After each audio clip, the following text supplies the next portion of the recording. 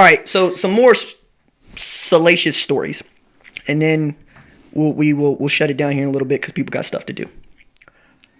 I've told the story about Scott Cochran, but I want to fill you in, babe. Okay. So Scott Cochran is strength and conditioning coach at Alabama for like 15 years. Scott Cochran just took the job as special teams coordinator at Georgia. Yep.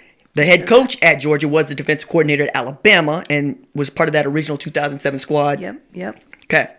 So Cochran apparently had been slowly not actually doing his job over there at Alabama and kind of had been doing, Ron, what's your phrase, malicious compliance. He'd been doing what he was asked to do and not a whole lot else. And then Alabama had all these injuries last year. And I say this all the time. Whenever you get a bunch of kids that get injured, the first person to look at is the strength and conditioning coach. Because, let's say I'm a trainer. If everybody I'm training is hurt, I'm probably going to get fired. Because I'm hurting everybody. So Cochran apparently wanted to take an on-the-field coaching job, which is a step up in more ways than one. And Saban said, I'm not going to give you an on-the-field coaching job because you don't have on-the-field coaching experience, and this is Alabama. To which he said, yo, man, I've been here for 15 years. If anybody knows how to do this job from learning how everybody else has done it, it's me. Okay, cool. Then go do it somewhere else or go start sitting in on special teams meetings so that you can learn the nuances of the game. Remember, Nick Saban's the guy that says, anybody can rise up quickly in this profession if they're good with computers. But the same guys that are good with computers can't tell me how to take a snap under center. And he's right. So the idea that he would give Scott Cochran a job doing something he's never demonstrated he can do, I thought Scott Cochran would be the first person to point out that that's farcical. But apparently not. Because Kirby Smart did exactly that. He said, I'm not only going to give you a job and a raise, it's worth it to me to take you away from Alabama so that Alabama doesn't have you. And then, I will coach you on coaching the special teams. Dang. Yeah! Isn't college football fun? So, do people, actually suspect ill will? Oh, yes! In his final days? 100%! Because Alabama fans are, we make jokes, right? But they're actually on one. They'll fire Nick Saban if he goes 8-5. They really will. Because the thing that Alabama's not here for is losing. Not going to be here for this. And nobody's bigger than the program. Not even what I believe is the greatest college football coach of all time, Nick Saban. As soon as he starts slipping, they're going to give him the boot. And he knows that. He's also 70, and he's still been able to go out there and just go beat these people. I'm amazed by this. It's never going to get old to me. That said, Alabama and Georgia play each other in week 3. Which, again, September is going to be such a fire month of college football. And it usually is because, we have these out-of-conference schedules like we were talking about North Dakota State and Oregon early on. So, I'm going to be glued to my television when these things happen.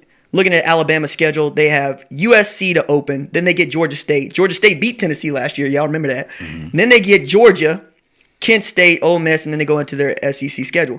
But I really want to know what Georgia's schedule looks like. What does Georgia's schedule look like? So Georgia gets East Tennessee State, September 12th. That's a win. Then they get Alabama. Then they get ULM. So they got a pretty weak schedule. This is a trash schedule. Who allowed this schedule? It's risk averse. East Tennessee, Alabama, ULM, Vandy, Auburn. All right. Missouri, trash. Florida, good, but they play that game every year. South Carolina, Tennessee. There might be 3 real contests on this schedule.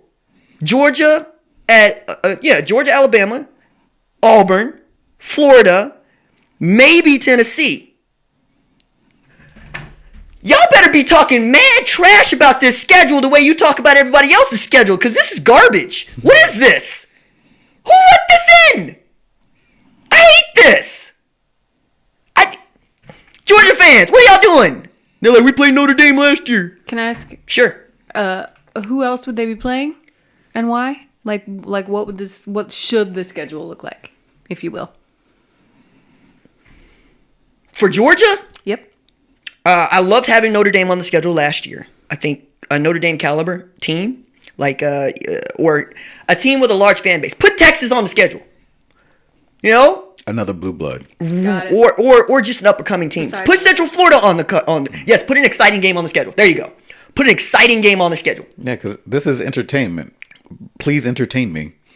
Right? Oh man, yes. Please that's what it's supposed to be. I'm gonna make sure I got this right because somebody asked, do they open up with Virginia? And I'm like, I don't think they open up with Virginia. Yes, they do. You're right. They do open up with Virginia.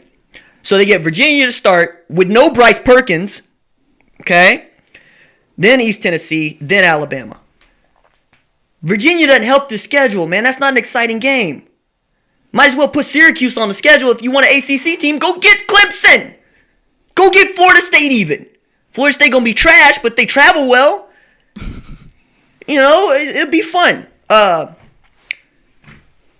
Thank y'all for indulging me. And I'm not well, yes, y'all, but these two people. Thanks for letting me roll. No, this was fun for me. And was it fun for y'all? Because if it's not, we don't have to do it again. No. Yeah, I had a great time. Every time you invite me, I'm going to say yes. Okay.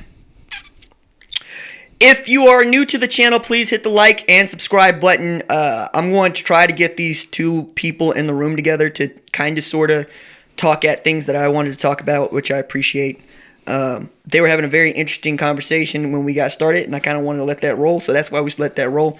You can listen to the audio podcast without the ads and whatnot, or the re-uploads on the RJ Young Show podcast, on Apple Podcasts, SoundCloud, wherever it is you get podcasts. We're going to continue to upload frequently, like we always do in the current climate, because that's what we do. Like I said, I don't do a lot of things well, but I talk pretty well about college football. Deuces.